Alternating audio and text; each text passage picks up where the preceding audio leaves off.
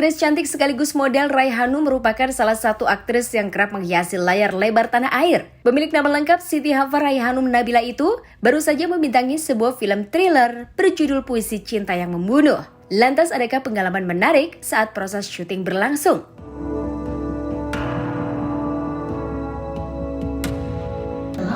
Saya di sini berperan sebagai anak itu seorang psikolog, tapi dia juga banyak kasus-kasus kekerasan yang dia ungkapkan juga di film ini gitu loh. Dan dia menjadi psikolognya Ranum itu diperankan sama Warga. Sebenarnya saya ketika baca skripnya saya sangat suka gitu ya, karena ini beda banget ceritanya gitu dari ini. Saya nggak bisa bilang ini genre-nya pure horor gitu, karena horornya itu bukan ekstrim seperti yang udah gitu. Dan oh iya sini. Dan saya tertarik banget sama film ini karena pertama memang juga Mas Garin yang direct, jadi saya belum pernah kerja sama Mas Garin. Itu juga pengalaman yang saya pengen punya dalam resume saya untuk bekerja dengan Mas Garin Nugroho. Sebenarnya lebih kepada perubahan fisik aja sih gitu. Kalau misalkan pendalaman karakter itu kan lebih kepada apa yang sutradaranya mau gitu loh. Tapi kalau untuk perubahan fisik saya coba untuk menaikkan berat badan saya supaya saya lebih kelihatan dewasa dan juga menggunakan kacamata supaya lebih terlihat berbeda dari peran-peran saya yang lain. Sebenarnya kesulitan untuk memerankannya tidak. Alhamdulillah Mas Garinnya juga maunya kita satu visi gitu, kita satu visi, saya dan Mas Garinnya satu visi. Cuma yang sulit itu buat saya karena bahasanya itu bukan bahasa sehari-hari yang tahun sekarang kita sering ucapkan gitu. Seperti kenapa kamu pengalaman menariknya ketika pada saat kaca mobil itu pecah, saya teriak, itu saya teriak beneran karena kacanya beneran pecah, itu kaca mobil beneran yang pecah. Itu saya kaget beneran dan itu saya teriak beneran, jadi itu membuat saya sampai ketika sudah cut itu saya gemeteran sendiri gitu.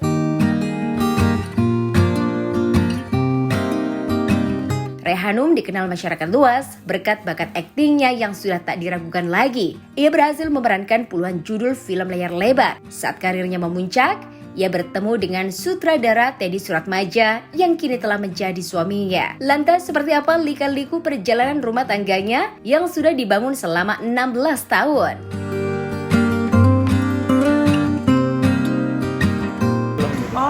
Saya pertama kali main film aja sudah sama Teddy gitu kan. Habis itu saya nikah sama Teddy. Terus saya Lovely Man. Habis itu saya Affliction sama Teddy lagi. Jadi saya sudah 3 film sama suami saya.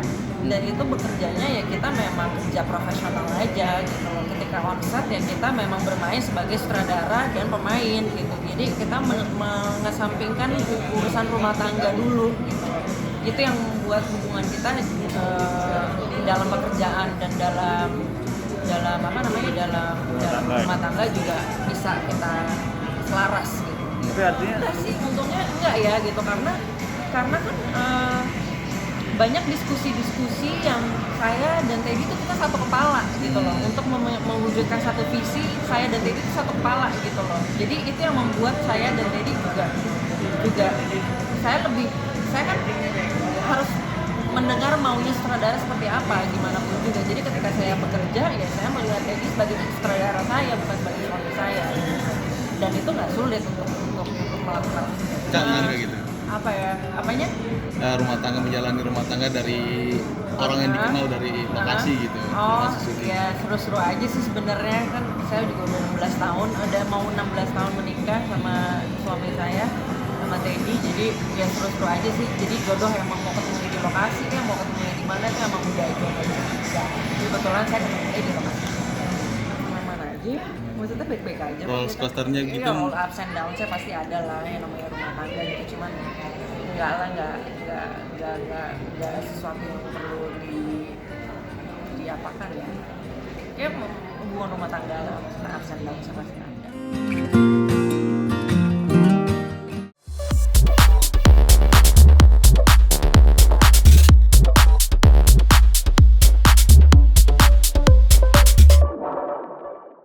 Pull me closer but don't waste your time. Siapa yang tak kenal dengan sosok Agni Nihak? Nama Agni Nihak mencuat ketika membintangi beberapa film layar lebar tanah air. Salah satunya adalah film Mencuri Raden Saleh. Mempunyai bakat dalam olahraga taekwondo, di awal tahun 2023 ini, Agnini mengaku sudah banjir tawaran untuk bermain di film laga. Lantas benarkah Agnini juga akan menggeluti dunia tarik suara? Aku bakal main insya Allah doain ya. Tapi belum beli skill, sorry banget. Apa drama mungkin atau apa? Apa? Drama Action. Tarik suara belum. Tapi kayaknya tertarik karena main di KKN, aku jadi tertarik menari jadi olah tubuh. Agni bisa dibilang ini tahun kamu gak sih? Kan banyak banget film kamu yang keren kan tahun ini. Ya, alhamdulillah banyak banget yang box office ya. Yang pertama ya KKN 9 juta, terus ada Mencuri Saleh sama Korin juga.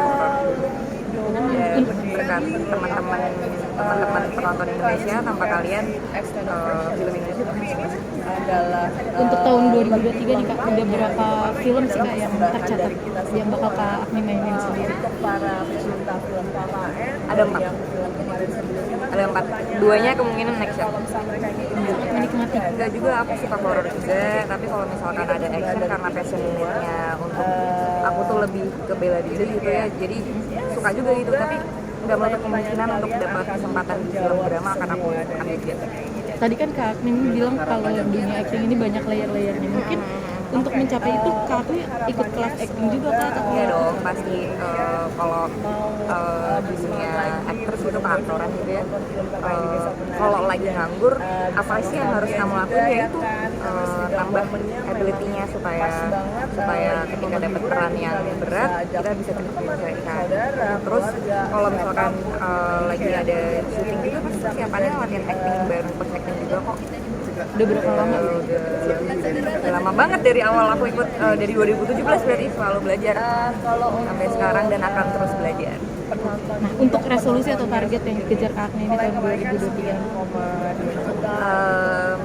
Resolusinya aku akan lebih memilih film satu kedua nggak mau buru-buru ngambil film dan ketika film yang aku ambil itu aku akan serius banget, nggak akan take it for granted kan film-film sebelumnya aku kurang maksimal gitu. Kalau kalian mungkin nonton dari Wiro Sableng, Wedding Agreement dan semakin kesini tuh aku semakin sadar kalau setiap ada kesempatan ya lo harus menghargai, bersyukur dan memaksimalkan. Terus lebih living in the moment gitu.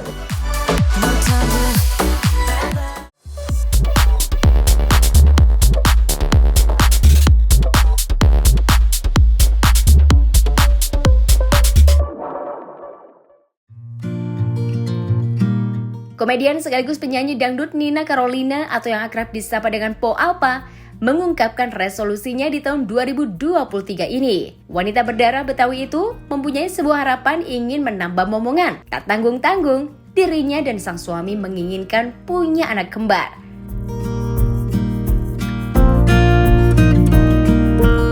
Kegiatan Po Alpa di 2023 ya insya Allah bismillah ya masih bisa mudah-mudahan masih bisa menghibur masyarakat Indonesia, masih bisa eksis, lancar, masih bisa pokoknya tetap bersyukur dah.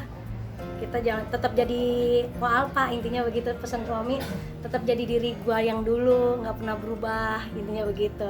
Alhamdulillah kita karena masih eksis ya kan ya, berkat wartawan yang ada di sini kan Po Alpa jadi jejak di seperti ini gitu loh. Tanpa kalian juga Po Alpa kan nggak bisa terkenal juga kan, dulu kita dikejar-kejar gara-gara Ali dilempeng-lempengin, bibir menor-menorin, gara-gara itu doang.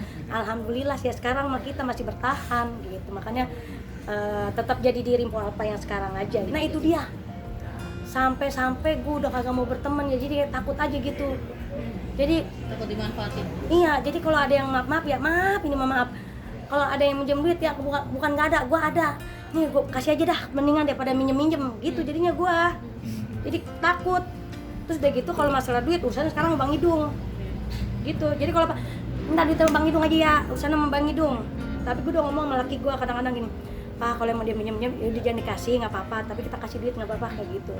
Lebih baik begitu kan kita mah, daripada minjem tanggung jawab dia, kasihan nanti di akhirat. Saya yang punya anak kembar. Jangan ada tuh anak kembar. Ada anak di si Idung, kembar apaan lu mah?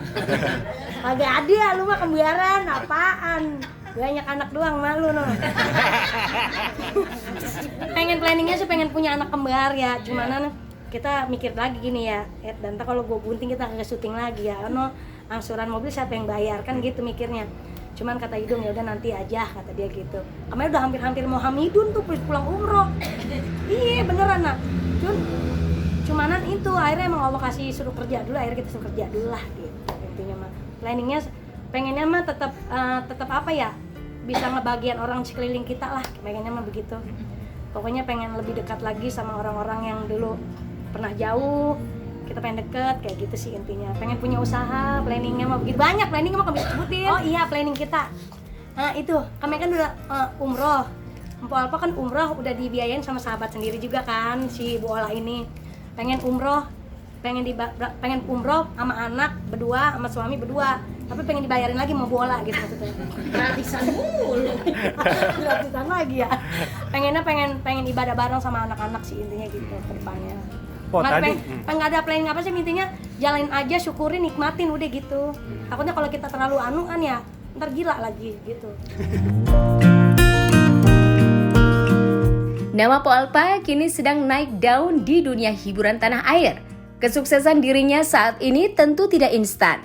Setelah melewati 4 tahun berkecimpung di dunia entertainment, ternyata komedian ini pernah mendapat perlakuan yang kurang menyenangkan dari beberapa rekan artis lainnya. Kendati demikian, ia mengaku sangat bersyukur atas karirnya saat ini. Lantas bagaimana suka duka yang dialami oleh Po Alpa selama 4 tahun ini?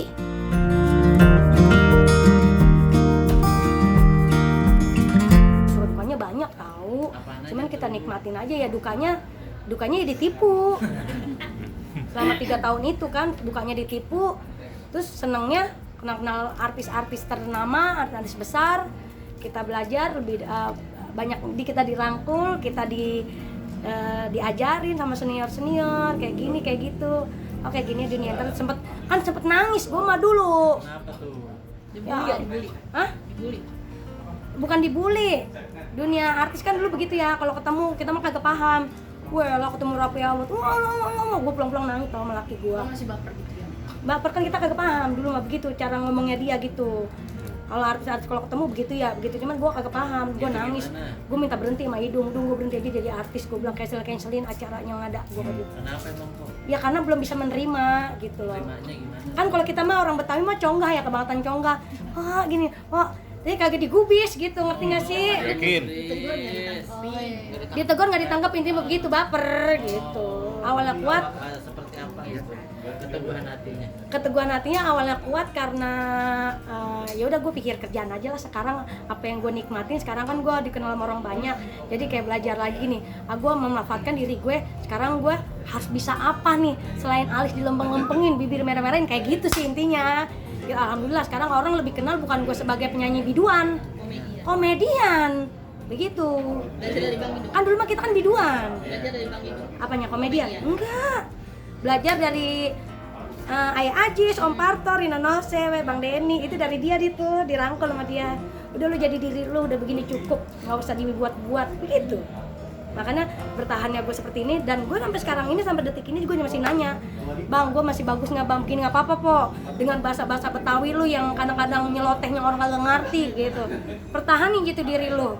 Begitu lu nggak apa-apa, noraknya lu emang kayak saya masih norak ya kadang-kadang nggak apa-apa kata dia gitu. Makanya di saat 2022 orang bego naik daun. Ya kayak gue gini gitu. Orang pintar mah udah banyak, ya kan? Banyak dah, yang orang bego kan yang kagak ada gitu. Biduan alhamdulillah masih kalau ada yang manggil ya, cumanan tawarannya 250.000. Masih begitu. Lah kan udah ketahuan mobil kita sekarang bensinnya udah sekali naik aja udah 500.000. Asisten kita. Orang kaya. Aduh. Apanya? Sampean. 500.000 bensin. PP. Bu kita po bukan orang kaya, tapi orang bahagia. Orang kaya belum tentu bahagia. Lah iya begitu po. Kita mah jangan bilang kaya, kita bilangnya orang bahagia. Orang kaya belum tentu bahagia. Gitu po.